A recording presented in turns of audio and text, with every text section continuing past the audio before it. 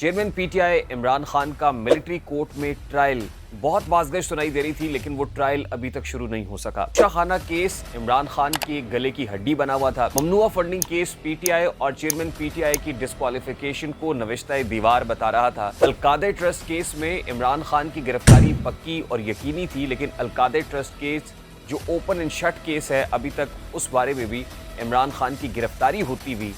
फौरी तौर पर तो दिखाई नहीं दे रही। यानी ये सब कुछ ऐसे वक्त पे हो रहा था जब बनी गाला बड़ा पुरखतर रास्ता था। लेकिन क्या वजह है कि इमरान खान के लिए बनी गाला के दरवाजे खुल गए हैं और बनी गाला में वो सुख का सांस भी ले पा रहे हैं? दो बुनियादी वजूहात दिखाई देती हैं। नंबर वन ये कि इमरान खान की हाल ही में जो मुलाकात IMF के वक्त से हुई है, वो मुलाकात इमरान खान के लिए खासी क्रूशल और एक ब्रीदर या ब्रीदिंग स्पेस पैदा करती हुई दिखाई दे रही है। दूसरी तरफ जो हुकूमती इत्तेहाद है वो भी टूट फूट का शिकार है। अस्सलाम वालेकुम मेरे सादा से पाकिस्तानियों, मेरा नाम रेहान तारिक है और आप मेरा यूट्यूब चैनल और फेसबुक पेज देख रहे हैं। कुर्बानी से पहले या कुर्बानी के बाद एक बड़ी कुर्बानी का तज़किरा सुनने में आ रहा था, लेकिन वो कुर्बानी अभी तक नहीं हुई है। चेयरमैन पीटीआई इमरान खान का मिलिट्री कोर्ट में ट्रायल बहुत बाज़गश सुनाई दे रही थी, लेकिन वो ट्रायल अभी तक शुरू नहीं हो सका। तोशाखाना केस इमरान खान के गले की हड्डी बना हुआ था, लेकिन तोशाखाना केस भी अभी तक किसी हतमी नतीजे पर नहीं पहुंच सका है। ममनुआ फंडिंग केस पीटीआई और चेयरमैन पीटीआई की डिस्क्वालिफिकेशन को नविश्ता दीवार बता रहा था, लेकिन अभी तक वो भी किसी मंतकी अंजाम को नहीं पहुंच सका है। अलकादे ट्रस्ट केस में इमरान खान की गिरफ्तारी पक्की और यकीनी थी, लेकिन अलकादे ट्रस्ट केस जो ओपन एंड शट केस है, अभी तक उस बारे में भी इमरान खान की गिरफ्तारी होती हुई फौरी तौर पर तो दिखाई नहीं दे रही। बल्कि चेयरमैन पीटीआई इमरान खान इस वक्त इस्लामाबाद में वाक़ अपनी रिहाइशगाह बनी गाला में मौजूद हैं, जहां उनको डॉन स्टाइल में एंट्री डालते हुए देखा जा सकता है। इमरान खान, उनके सिक्योरिटी गार्ड्स और उनके सिक्योरिटी पर मामूर दो कुत्ते उनके आगे आगे चलते हुए दिखाई दे रहे हैं और ये वीडियो खासी वायरल हुई है। हत्ता कि इमरान खान साहब ने जो टी शर्ट पहनी हुई है और जिस स्टाइल के अंदर वो वॉक कर रहे हैं, सुनने में आ रहा है कि इमरान खान के बहुत सारे फॉलोअर्स ने इस रंग की टी शर्ट खरीदना शुरू कर दी है। चेयरमैन पीटीआई का वो जिसको उर्फ़ आम में एक स्वैग कहते हैं, वो स्वैग दिखाई दे रहा है और वो जो फॉलोइंग और फॉलोअर्स के सर पर जादू की तरह जो है, वो जादू सर चढ़कर बोलना जिसको कहते हैं, वो जादू सर चढ़कर बोल रहा है। क्या है कि चेयरमैन पीटीआई आज बिला खौफ व ख़तर, बेधड़क, बिला झिझक बनी गाला में मौजूद हैं। वही बनी गाला जिसके बारे में इमरान खान के साबिका मुशीर बाबर अवान ने ये बताया था कि ऊंची ऊंची दीवारों के पीछे इमरान खान की कत्ल की साजिश घड़ ली गई है और इमरान खान बनी गाला पहुँच रहे हैं। इमरान खान हमारी रेड लाइन है, इसलिए पाकिस्तान तहरीक इंसाफ के तमाम तर कारकुनान बनी गाला पहुंचे, क्योंकि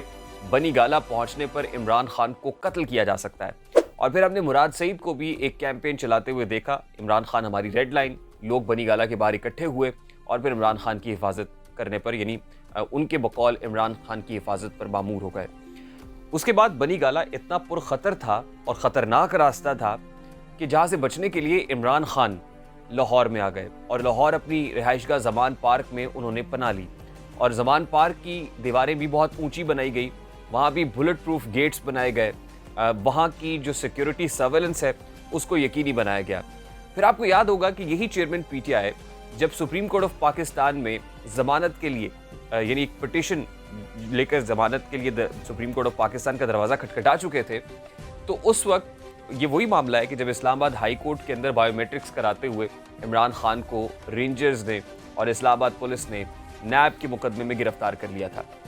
उस वक्त जब वो वहाँ पहुँचे थे तो सुप्रीम कोर्ट ऑफ पाकिस्तान के चीफ जस्टिस उमरता बंदयाल साहब ने रिलीफ का एक रास्ता उनके लिए निकाला था और ये कहा था कि इस समात को पेंडिंग करते हैं, अगले रोज़ अदालत फिर लगेगी और फिर कोई हतमी नतीजे पर पहुँचेंगे। इस दौरान चेयरमैन पीटीआई ने कहा था कि क्या मैं बनी गाला में रुक सकता हूँ, तो जवाब आया था कि बनी गाला में आपकी जान को ख़तरात लाहक हो सकते हैं, इसलिए मैं आपके लिए खुसूसी इंतज़ाम कर रहा हूँ। आप सुप्रीम कोर्ट ऑफ पाकिस्तान के रेस्ट हाउस पे ठहरेंगे, वहाँ लोगों से मेल मुलाकातें भी कर सकेंगे, वहाँ पर उनके लिए रोस्ट और चरगे और मुर्गे मुसल्लम भी पहुँचता रहा और मर्सिडीज़ भेजी गई इमरान खान की रवानगी और आमद के लिए। यानी ये सब कुछ ऐसे वक्त पे हो रहा था जब बनी गाला बड़ा पुरखतर रास्ता था। लेकिन क्या वजह है कि इमरान खान के लिए बनी गाला के दरवाजे खुल गए हैं और बनी गाला में वो सुख का सांस भी ले पा रहे हैं? दो बुनियादी वजूहात दिखाई देती हैं। नंबर वन ये कि इमरान खान की हाल ही में जो मुलाकात IMF के वक्त से हुई है, वो मुलाकात इमरान खान के लिए खासी क्रूशल और एक ब्रीदर या ब्रीदिंग स्पेस पैदा करती हुई दिखाई दे रही है, यानी वो ठंडी हवा का झोंका साबित हुई है। आपको याद होगा कि जिस वक्त वो वफ्द ज़बान पार्क पहुंचना था तो उस वक्त पाकिस्तान तहरीक इंसाफ के लोग इसको सेलिब्रेट कर रहे थे और इसको अपनी कामयाबी करार दे रहे थे। और फिर सवाल भी उठ रहा था कि क्या वजह है कि IMF का वफ्द इमरान खान से मिलने के लिए उनकी रिहाइशगाह पर पहुंचा है। हमारी इतलात ये हैं और हम तज्जियाती बुनियादों पर भी इसको इस तरह से देखते हैं कि अमेरिका जब पाकिस्तान को $3 अरब दे रहा है, जाहिर है IMF अमेरिका की छत्र छाया में काम करता है। अगर अमेरिका ना चाहे तो $3 अरब का स्टैंड बाय अरेंजमेंट पाकिस्तान को कैसे पहुंचेगा। और ऐसे वक्त में कि जिस वक्त इमरान खान की लॉबिंग अमेरिका में बहुत अच्छी है, अब हो सकता है कि अमेरिका इस शर्त पे पाकिस्तान को $3 अरब दे रहा हो कि इमरान खान को आपने टच नहीं करना है, यानी इमरान खान को गिरफ्तार नहीं करना है, इमरान खान का ट्रायल मिलिट्री कोर्ट में नहीं होगा, इमरान खान पसे ज़िंदान नहीं होगा। उसका जवाज़ अमेरिका ये दे सकता है कि अगर आप उठा के इमरान खान को पसे ज़िंदान डालेंगे, गिरफ्तार करेंगे तो मुल्क में पॉलिटिकल टर्मोइल हो सकता है, मुल्क में क्योस हो सकता है, मुल्क में एक सियासी गैर यकीनी की फ़ज़ा जन्म ले सकती है और वो सियासी गैर यकीनी माशी गैर यकीनी को जन्म दे सकती है, यानी जो इकोनॉमिक स्टेबिलिटी है उसके लिए ज़हर कातिल है। शायद यही वजह है कि हुकूमत को और इस्टेब्लिशमेंट को, ताकतवर हलकों को ये बावर कराया गया आलमी इस्टेब्लिशमेंट की तरफ से या अमेरिका की तरफ से कि अगर आपने इमरान खान को छुआ या इमरान खान को गिरफ्तार किया या इमरान खान को अपनी सियासी इंतकाम की भेंट चढ़ाया तो हम $3 अरब का जो स्टैंड बाय अरेंजमेंट है फौरी तौर पर वापस ले लेंगे या ऐसा आपको करने नहीं देंगे। ये है आलमी दबाव या आलमी ताकत का दबाव जिसके ज़ेरे असर हमारी लोकल ताकतें दिखाई दे रही हैं। दूसरी इंपॉर्टेंट चीज़ है लोकल दबाव।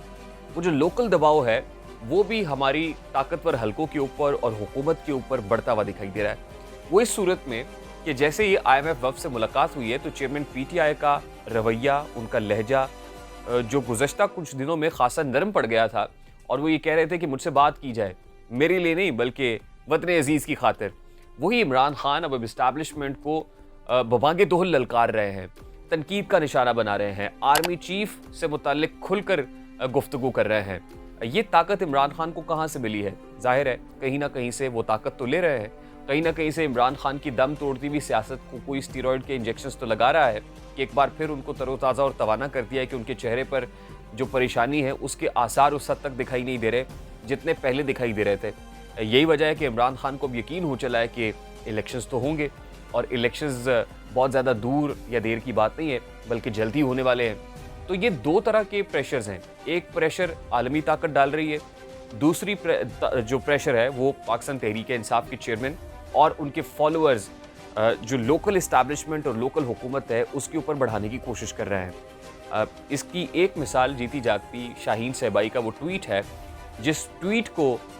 जवाज़ बनाते हुए प्राइम मिनिस्टर शहबाज शरीफ साहब ने एक ट्वीट की और उस बात को मज़ीद ग्लोरीफाई कर दिया। शाहीन सहबाई ने अपनी उस ट्वीट में